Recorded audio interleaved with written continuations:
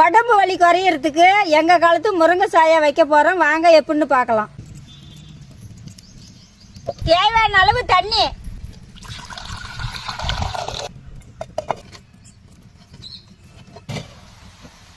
தண்ணி நல்லா குறைச்சிக்கிச்சு. பட்டையை போட்டுக்கலாம். இஞ்சி, ஏலக்காய், கருவேப்பிலை, முருங்கை தலை. 2 டம்ளர் தண்ணி ஊற்றினா 1 டம்ளர் தண்ணி சுண்டம் தண்ணி வேவிக்கணும். அப்பதான் உடம்பு வலிக்கு கேட்கும். முருங்கை சாயா ரெடி ஆயிடுச்சு, இறக்கலாம்.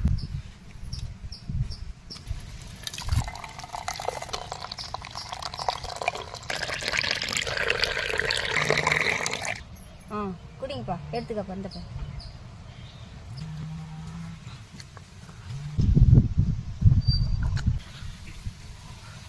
முருங்கை தலை சாயா எப்படி இருந்துச்சு?